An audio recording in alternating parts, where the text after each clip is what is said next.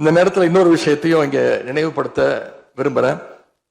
மாண்புமிகு பேரவைத் தலைவர் அவர்களும் மாண்புமிகு முதலமைச்சர் அவர்களும் இன்னைக்கு எதிர்கட்சி தலைவராக இருக்கிற நானும் ஒரே காலேஜில் படிச்ச ஓல்டு ஸ்டூடெண்ட். ஒரே காலேஜில் நாம படிச்சிருந்தாலும் அரசாங்கத்தை நடத்துறதுல திமுக தான் சீனியர் பேட்ச். அது உங்களுக்கு தெரியும்.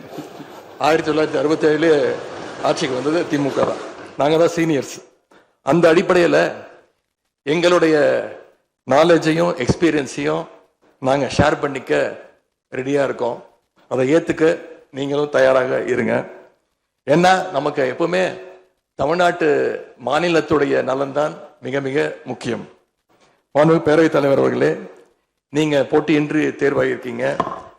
மாண்புமிகு முதலமைச்சரும் எதிர்கட்சி தலைவரான நானும் உங்களை அவை முன்னவரும் இந்த இருக்கையில் உட்கார வச்சிருக்கிறோம், அமர வச்சிருக்கிறோம். இன்னைக்கு உங்க கையை பிடிச்சி அழைச்சிட்டு வந்து உட்கார வச்சிருக்கிறோம். இனி எங்க ரெண்டு தரப்பையும் நீங்க தான் கையை பிடிச்சி அரவணைச்சு கோவம் இல்லாம கோவப்படாம, நீங்க கோவப்பட மாட்டீங்கன்னு தெரியும். உங்களை கோவப்படுத்துற மாதிரி எந்த செயலையும் நாங்க செய்ய மாட்டோம். சட்டமன்ற ஜனநாயகத்துல ஆளுங்கட்சி காதுகளாகவும் எதிர்கட்சி குரலாகவும் இருக்க வேண்டும். அதுலதான் இந்த அவையுடைய பெருமை நிச்சயம் அடங்கி இருக்கு. பொதுவா இதுக்கு முந்தைய சட்டமன்ற பேரவை எடுத்துக்கிட்டா ஆளுங்கட்சி வரிசையில அதிக உறுப்பினர்களும் எதிர்கட்சி வரிசையில அதை விட குறைவான உறுப்பினர்களும் இருப்பாங்க.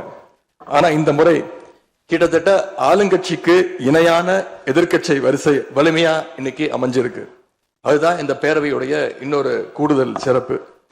இதன் மூலமா தமிழ்நாட்டு மக்கள் ஒரு முக்கியமான செய்தியை நமக்கு சொல்லி இருக்கிறாங்க.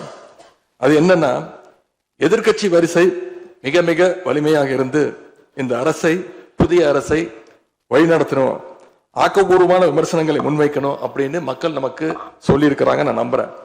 ஆகவே மக்களுடைய எண்ணத்தை பிரதிபலிக்கிற மாதிரி எங்களுடைய பணிகள் நிச்சயம் இருக்கும்.